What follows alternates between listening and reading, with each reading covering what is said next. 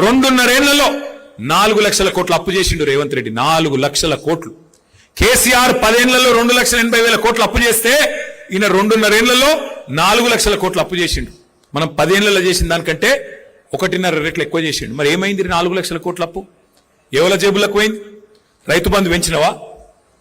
Pension పెంచినవా? ఆడపిల్లలకు 2,500 ఇస్తాను ఇచ్చినవా? ఏం పని చేసినావు? మరి నిరుద్యోగులకు నిరుద్యోగ భృతి 4,000 ఇస్తాను ఇచ్చినవా? ఎవరికి ఇచ్చినావు? స్కూటీలు ఇస్తాను ఇచ్చినవా?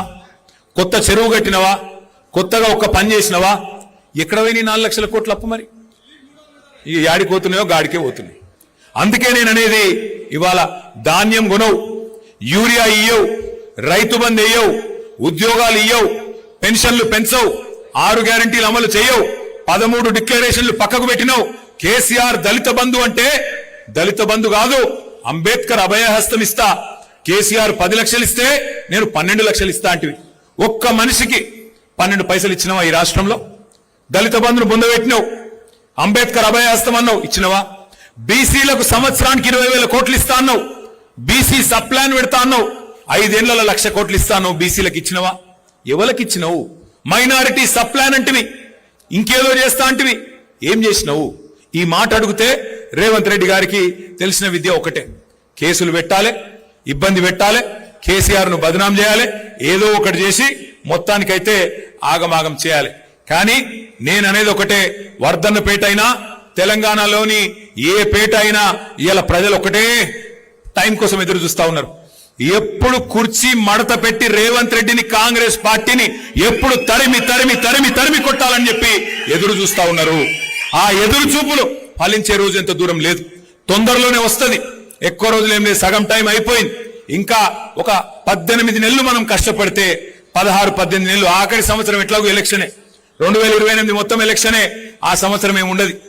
ఇక ఆ తర్వాత కాంగ్రెస్ వాళ్ళు అధికారంలోకి వెళ్ళి దిగిపోయిన తర్వాత, రేవంత్ రెడ్డి గారు పదవిలోకి వెళ్ళి దిగిపోయిన తర్వాత, నేను ఇవాళ చెప్తున్నా, రాసి పెట్టుకోండి, రేవంత్ రెడ్డి మాజీ ముఖ్యమంత్రి అయిన తర్వాత ఆయన పక్కకెళ్ళి పోతుంటే కూర్చున్న కుక్క కూడా లేవదు. ఆ పరిస్థితి వస్తుంది. ఇవాళ ఏదో అధికారం ఉంది కాబట్టి నడుస్తున్నది డ్రామా, గాని రేపటి రోజున కూర్చున్న కుక్క కూడా నిన్ను చూసి లేవది. గా పరిస్థితి తెచ్చుకుంటా ఉన్నావు నువ్వు. నేనేదో కోపంతోనో బాధతోనో చెప్తలేను, ఏదో అసూయతోనో చెప్తలేను, ఉన్న వాస్తవాన్ని చెప్తా ఉన్నా. ఇంకొక మాట కూడా నేను చెప్తున్నా, యాద పెట్టుకోండి, మనకు ఒక రకంగా అధికారం పోయి మంచే జరిగింది.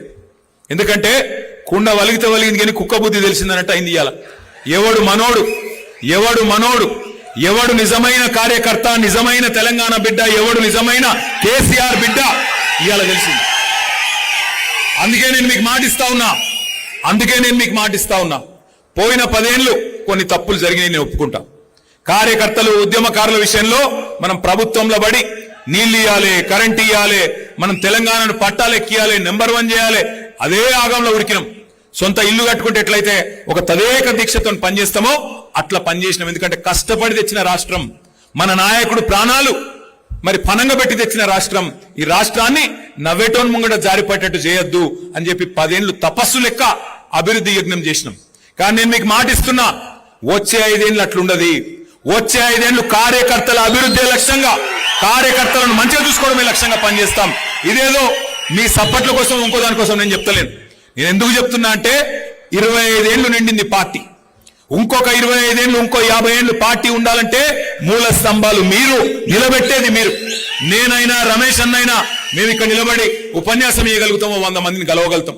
కానీ గ్రామ గ్రామాన కేసీఆర్ గారి పేరు చెప్పి కేసీఆర్ గారిని గట్టిగా కాపాడుతున్నది, మాకు కొండంత విశ్వాసాన్ని ఇస్తున్నది మీరు. కాబట్టి వచ్చే 5 ఏళ్లు నేను మళ్ళా చెప్తా ఉన్నా, వచ్చే 5 ఏళ్లు ఏది మర్చిపోం. మనని ఇబ్బంది పెట్టినోని మర్చిపోం, మన మీద కేసులు పెట్టినోని మర్చిపోం, అట్లాగే మనతో నిలబడ్డోళ్ళని కూడా మర్చిపోము. తప్పకుండా నేను చెప్తున్నాను, కేసీఆర్ సార్ అంత మంచోన్నైతే కాదు. వచ్చే 5 ఏళ్లు చిట్టి నాయుడికి, ఆయన బృందానికి సినిమా చూపెట్టే బాధ్యత నాది. పక్కా ఇడిసిపెట్ట.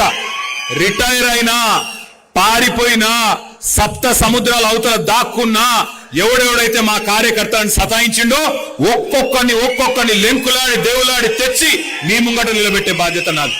వదిలిపెట్టే సమస్య లేదు. ఇది నేనేదో ఊరికే చెప్పట్లేదు, గుర్తు పెట్టుకోండి.